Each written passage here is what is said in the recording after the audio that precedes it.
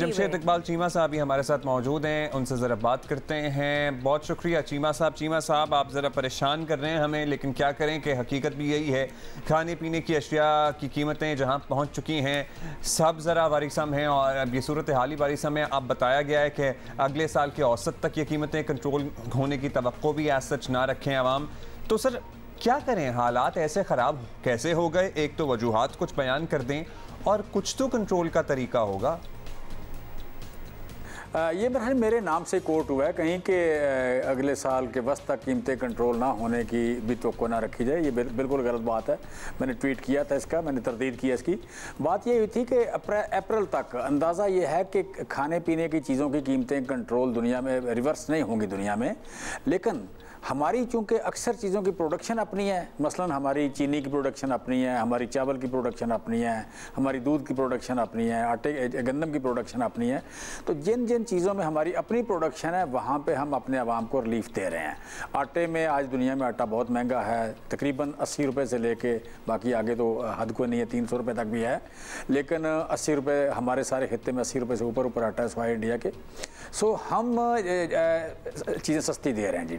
और फिर अगले महीने हम सस्ती कर रहे हैं, अभी कुछ सस्ती की है, लेकिन अगले महीने चीनी हम 80 रुपये से नीचे या 80 रुपये के लगभग ले आएंगे। और फिर दालें सस्ती होना शुरू हो गई और घी जो है ये 50 रुपये केजी तकरीबन 1 महीने के अंदर कम हो जाएगा। और फिर अगर इसके बाद यू कैन से कि ग्रेजुअल महंगाई कम होगी। ये जो इंटरवेंशन है बड़ी क्विकली वो अगले 1 से 2 महीने के दरमियान हो जाएंगी और रीजनेबली कीमतें कम हो जाएंगी, लेकिन बड़ी जो कीमतें कम होंगी वो थोड़ा ज़्यादा टाइम लगेगा। अच्छा चीमा साहब, हमने अभी आपका एक कोट चलाया है, आपका ही साउंड बाइट चलाया है, आप ही ने बड़े कॉन्फिडेंस से कहा है कि अप्रैल से पहले कोई रिवर्सल वो हम बाद में चला देंगे, अभी जरा आगे बढ़ते हैं। अच्छा चलें आगे चलते हैं, और भी बड़ी बातें हैं, जैसे कि आप ही की पार्टी के बड़े रहनुमा थे जहांगीर तरीन, अब वो भी कह रहे हैं कि बर वक्त दरामदात ना करने की वजह से महंगाई हुई। उन्होंने रीजनिंग भी दी है, तो वो इसे हुकूमत की नाकामी करार देते हैं। उनकी बात गलत है? मतलब उन्होंने बड़े वसूख से ये बात की है। ये यकीनन बात गलत है, ये बात ठीक नहीं है।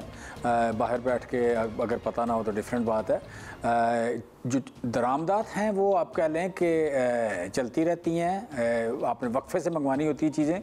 सो हमें सारे ही रेट मिलते हैं, किसी बाज़ औक़ात कम मिलता है, बाज़ औक़ात ज़्यादा मिलता है।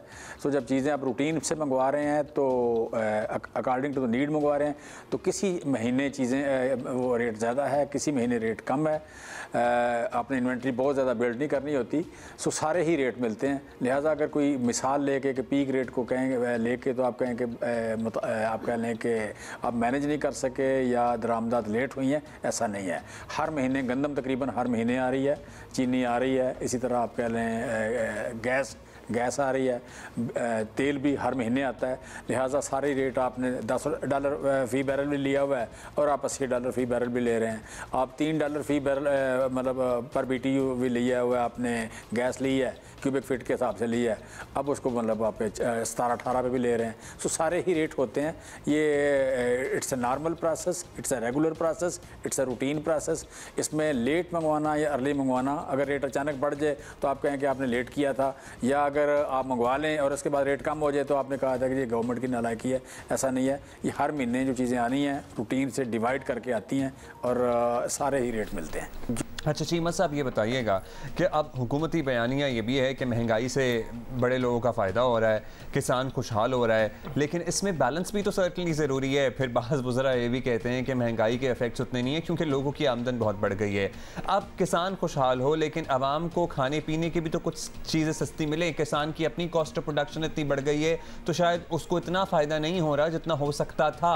आपके प्लान के मुताबिक मौजूदा हुकूमत के इख्तिताम के दिनों तक आटा, चीनी, घी किस भाव पर मिलेंगे? कुछ है आपका एस्टिमेट?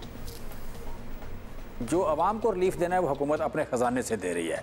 इस वक्त गवर्नमेंट ने 1,25,000 घराना यानी तकरीबन 8 करोड़ लोग जो पुअर्स हैं, तकरीबन मिडिल क्लास भी, लोअर मिडिल क्लास और पुअर क्लास और लोअर मिडिल क्लास, इसमें 1,25,00,000 में आ जाएगा। क्योंकि किसानों को नॉर्मली किसान आटा नहीं लेता, किसान चावल नहीं लेता, गन्ना भी इस तरह, चीनी भी उसकी अपनी होती है, गुड़ अपना होता है इसका, वो इस ज़मरे में आता नहीं है। लिहाजा शहरी पापूलेशन जो है तकरीबन मोस्टली 1,25,00,000 या शहरी सिटीज़न, उनको दे रहे हैं 1 करोड़ 25 लाख कराने को, तकरीबन 8 से 9 करोड़ आबादी बनेगी।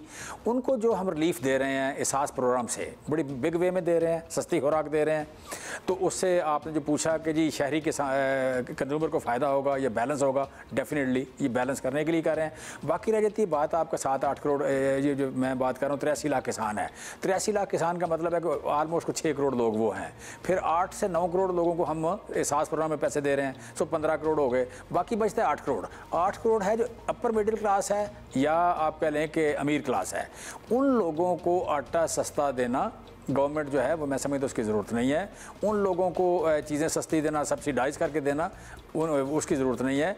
उन लोगों का तो बेसिकली टैक्स देना फ़र्ज़ बनता है। उन लोगों से तो टैक्स लेती भी है गवर्नमेंट, लेकिन उनका देना बनता है।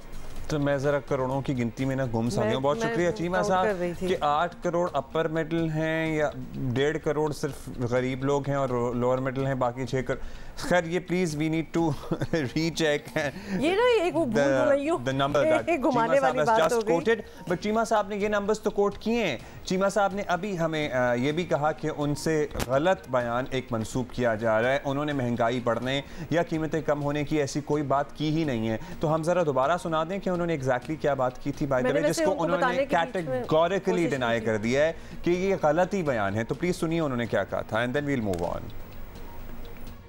10वें महीने में भी फूड की कीमत बढ़ी है। फूड की कीमत बढ़ी है 2.1% और फर्टिलाइज़र की बढ़ी है कोई 1%। यानी फूड रिलेटेड, फर्टिलाइज़र भी फूड रिलेटेड है, लिहाजा दोनों की कीमत अभी तक ऊपर जा रही है। तो ये की जा रही है कि अगले अप्रैल तक फूड की प्राइसेस में कहीं कोई गुंजाइश नहीं है, बढ़ सकती है, कम नहीं हो सकती। फूड की प्राइसेस अगले अप्रैल तक बढ़ सकती है, कम होने का इम्कान कम है। यानी इनका कहना ये था 2 दफा इन्होंने बात रिएटरेट, अपनी बात कमी की नहीं है, प्राइसेस बढ़ सकती हैं। अब आपने कहा है और हमने वही सवाल किया, आप कह रहे हैं कि मंसूब किया जा रहा है, बट नहीं, यू सेड इट। ये गजनी सिंड्रोम भी हो सकता है। I know you said it and hence हम बार-बार दिखा रहे हैं ताकि ये कोई गलती रह ना जाए। आज वैसे 3-4 दिन पहले की बात है, आज 12 की सुबह की आगाज में हम ये गुफ्तगू कर रहे हैं, लेकिन चीमा साहब चलें said it कि ये बात उनसे गलत मंसूब की जा रही है, उन्होंने ऐसा कुछ कहा ही नहीं है। तो ये फैसला can we once again say not to Cheema साहब only, to everybody कि जब आपके मुंह से बात निकल जाती है तो उस पे एटलीस्ट उसका मान तो रखें। तो आपने कहा है कि हमारी तरफ से हमने कहीं से नहीं बनाई, तो प्लीज स्टिक टू दैट। और इसमें मतलब कोई मुबहम भी अल्फाज नहीं थे ना, it was very much black and white.